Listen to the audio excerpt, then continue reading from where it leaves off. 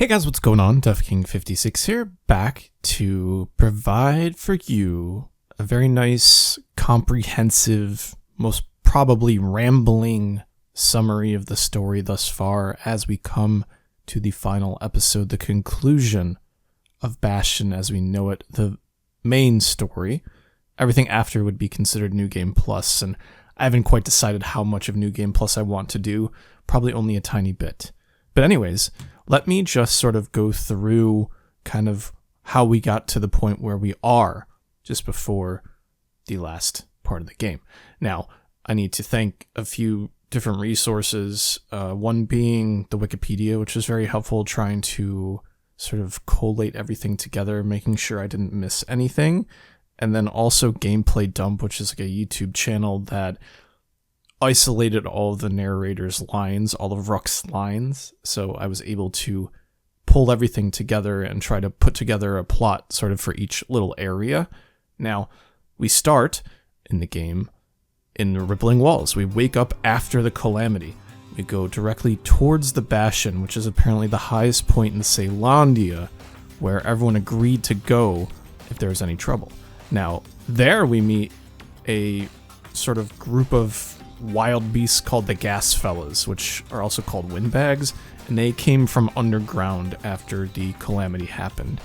We find a memento in this area from an old crush, and this is kind of like where you meet all the different places. We meet the saloon where there's Rondi the bartender, we go to the wharf district where the distillery and the arsenal are found, we then take a ferry to the core where we meet some scumbags, and then we just fall down to the Bastion, ironically, because the Bastion's supposed to be like the highest point in the city in Calandia, but either way, we fall down to the Bastion where we meet Rux, who is the narrator, and I'll be sort of interchanging the name Rux and the narrator as we go along, just because it's easier for me, like depending on how I want to talk.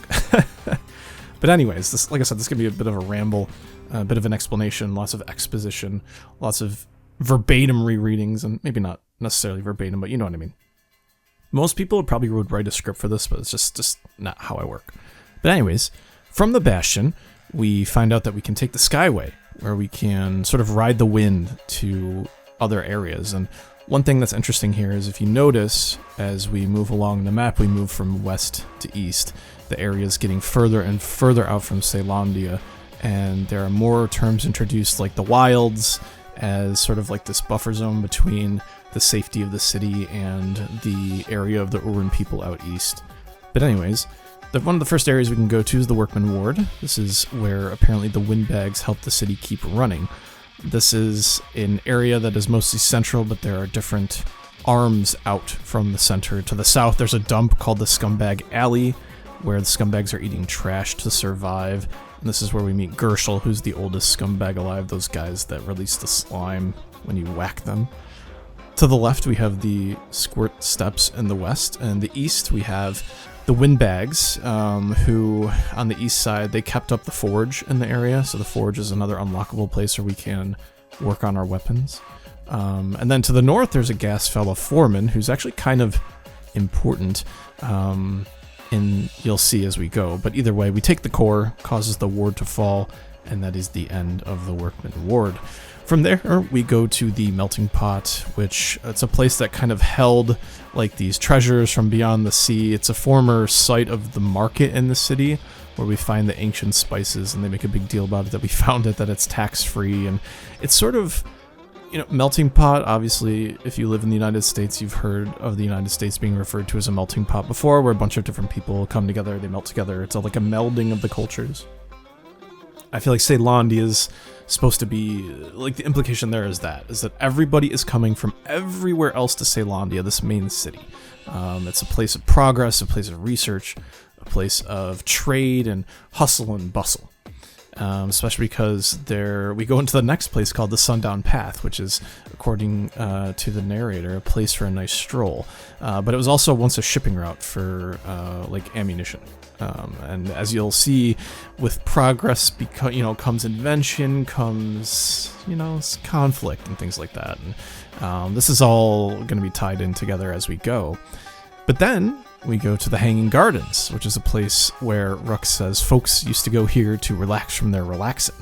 And here we find like remains of Caelandians who were not really recognizable after the Calamity. But here is where we first encounter Zulf. He's looking up into the sky. He's encountered here and he's called the Survivor. Without that man, we wouldn't be here right now. It's a quote that comes to mind from Rux. But what's interesting is there's a couple little references they sprinkle in here that I'll try to connect as we go. But here in the Hanging Gardens, there's a note saying like the Jawsons did not make it. And I'll be returning to the idea of the Jawsons, because if you remember, there's a place called the Jawsons Bog. But interestingly enough, this kind of ties in with what we were doing yesterday in Zulf's memories. Zulf is just here, looking up to the sky, looking in like complete anguish. He doesn't even respond to you when you talk to him. All you can say is, "Come with me," and then you take him back to the Bastion. But as we learned from Zulf's memories, he's looking to the sky because he lost his wife in the Calamity. A Caelandian woman that he met when he came from the east after being mentored by a Caelandian missionary in an effort to try to provide peace between two nations that were previously at war. So he came to Caelandia to try to preach peace. He met an amazing woman, proposed to her in the Hanging Gardens. The Calamity happened during his bachelor party. He woke up, she turned to ash. So this is where we meet Zulf. Next we go to the Pith Orchard. It's an area that was built to honor the Bull, who's a god, for folks like Zulf.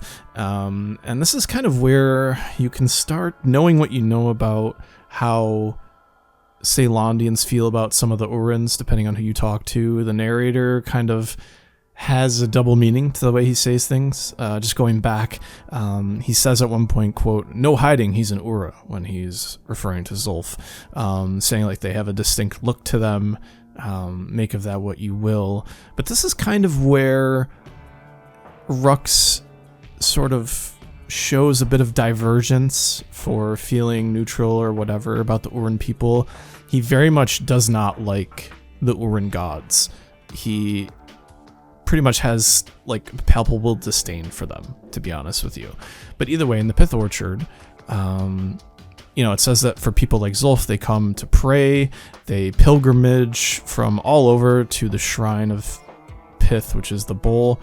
The grounds have like a bunch of orchards, and almost in like a spitting in the face of the Uran people, instead of using it as like a place to worship and things like that, the Caelandians use Zulf, the Pith mechanical bull, as like a scarecrow in their farms.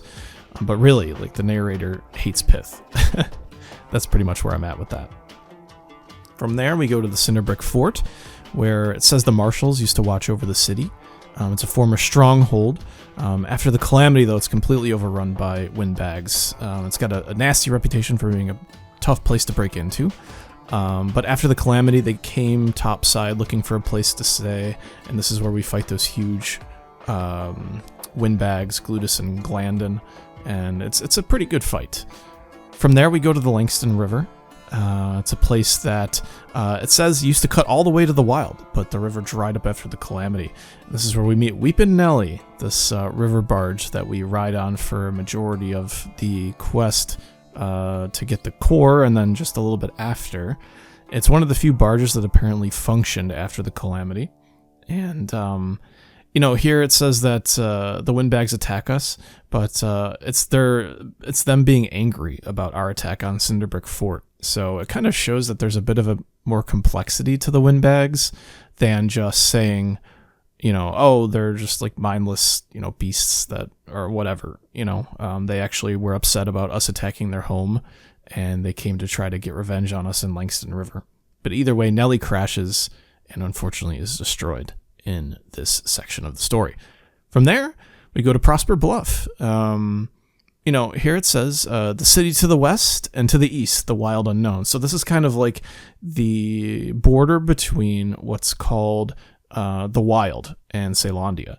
So the wild is kind of like this overgrowth of nature. Things may be returning to what they should be after the Calamity, but there's no human presence. It's just wild beasts in the wild. So this is a territory that's between the two. Here, it's implied that like traveling there is discouraged because it's outside of the city. And we see that there's these like hallucinogenic plants that don't grow, not allowed in the city. They might be illegal, who knows. But this is where we first meet Zia. She's here singing. The song is absolutely beautiful. I might just use it to, underlay this entire episode of me talking. But here Rux stated that Zia tried to run away from home once, but the marshals had stopped her. Which, if we want to go back to her full story, interestingly enough, it was like a young man that sort of won her heart, took her out of the city, and betrayed her and her father. And then her father sacrificed basically his life by like toiling for the Mancers so that she could be protected. But the marshals are the ones that brought her back into the city when she tried to run away. But either way, we find her father's notebook here. It's written in the Urin language. Zulf here learns the secrets of the Calamity that sort of fracture his relationship with everybody around. From there, we go to the wild outskirts. According to Zulf, this place could eat a man alive. Apparently, it's so raw that the Calamity couldn't even cook it, or not all of it. This is where Jawson and his boys disappeared. Jawson I was referring to earlier, he's, the bog that we go to next is named in his honor. He was a slinger. He was an explorer who was able to just kind of go around and survive and learn things. But here, when we come back, we find that Zulf is arguing with Rux. The quote, "The Calamity failed, but I will not," came out of his mouth.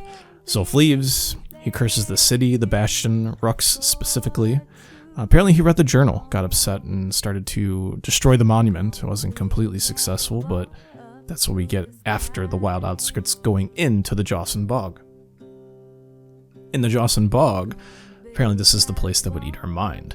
It's named in honor of Jawson, like I said, who was an explorer, had a bunch of men with him. He never returned after diving in. Apparently we meet the bootlickers here, which plants that seem to just kind of watch, and they grab your ankles and try to drag you down into the depths. However, at the same time, the thing that made this area really interesting was this lung blossom, this plant that shoots spores into the sky. They're a cloud that are said to be able to eat one's mind.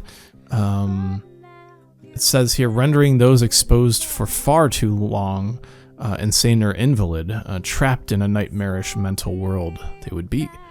We're able to get out, but at the same time we hallucinate a lot of the beginning of the game's story. This is kind of where I started noticing during my actual playthrough that the narrator's tone started to shift a little bit. But anyways, we go to Rothless Lagoon after this. It's home to the Ankle Gators and Queen Anne, who is just absolute cute. Ankle gator, she's huge, but I love them. Their little faces popping out of the dirt. It's just like so nice. I should say the water. It's a lagoon, right? Apparently, like this sect of people called the Brushers even stopped going here because they kept getting eaten. And it's a place that parents would use to scare their children into behaving. Be like, hey, I'll send you out to Rothless Lagoon with the Ankle Gators if you don't behave. And apparently the children would behave after that. So good for them. Good for them. Now next is Point Lemaine. Apparently this is how Ceylandi became the richest city in the world. This is a place where the army had a large foothold to keep the place on lockdown. This is where the game starts to sort of unfold the conflict a little bit more of the Ceylandians and the Ura. They fought over this region about 50 years before the game began.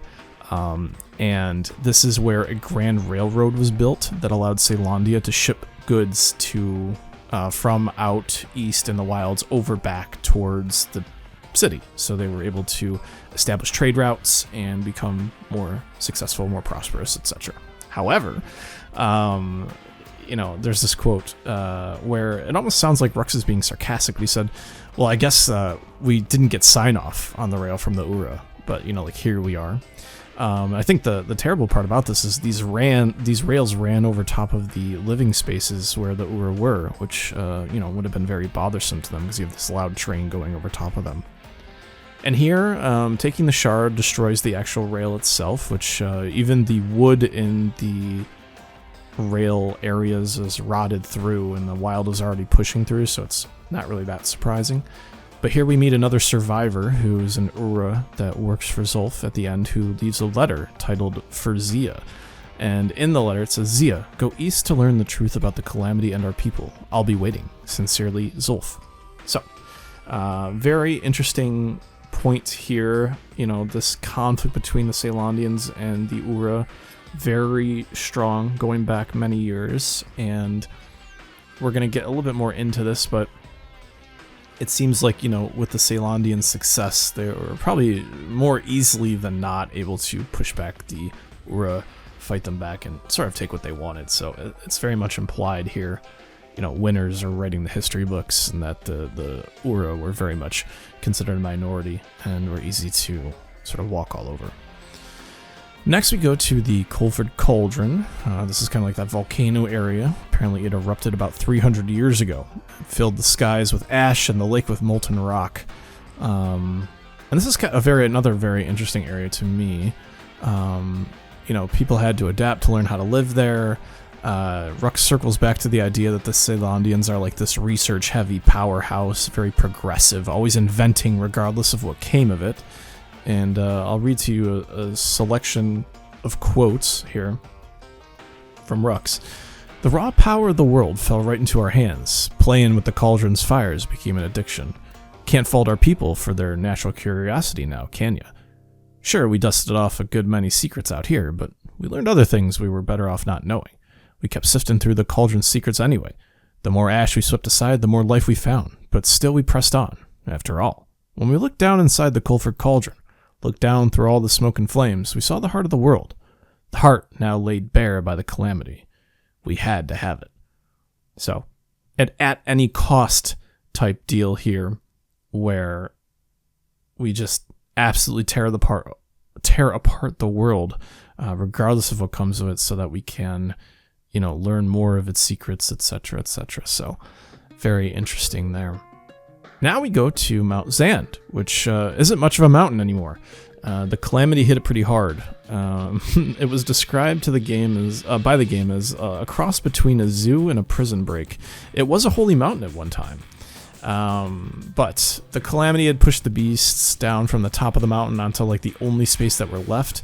And this is where I think is very interesting too, is we have like a bunch of different competing things, competing life forms in this world. We've got like the windbags, the scumbags, and we've got the wild beasts, where I feel like they're almost three separate sects of things, and they're all intelligent in their own way. But let's see here. It says that they were building their own bastion, and that we only found the place because there was a shard there. And the beasts were hoarding everything they could of value in their new home, which you find out when you take some upgrade materials back. And the narrator starts taking on a more like grim personality here. Very like aggressive almost. Says we have to take back what's ours, or look at it this way, it's either them or us, but if we win, they win too. Our bastion is everyone's gain, not just ours. And when you kill some of the wildlife, he says he's done what's best for them, things like putting them down. But then he tries to assuage your feelings. Don't you worry, we'll all be better off once the bastion is complete. So it's almost like he's trying to eschew, you know, any negative feelings that you have about this, that this is a necessary evil to kill and subjugate the wildlife, regardless of, you know, the fact that they're also just trying to protect themselves after this large calamity they had no control over as well. From there, we go to the Burstone Quarry, kind of a difficult area that I noticed as I was going through. Here, apparently the Caelandians purchased this area from the Ura after they decided they were going to put the city down. But apparently we purchased it for pretty cheap, the Caelandians. I don't know why I said we. Probably because I'm the kid and he's Caelandian, but the place was apparently a godsend. It's rich in raw materials. It's a source of the cores and the shards, which sort of have a life of their own as well. The narrator says they have a memory. They record things. They even called some of the wild beasts there. A core was able to power like an entire city block, and those are the things that we were putting back into the monument to try to build back up the bastion. Same with the shards, even though they're a little bit less strong. And of course, you might say, well, this place is so rich in natural materials, why would the Ura get rid of it? Well, apparently they sealed it off. They were superstitious. Their gods might have told them that it was bad news, that it was not a place to keep. So, you know, the Caelandians not really caring too much for their Uran culture is like, yeah, we'll keep it.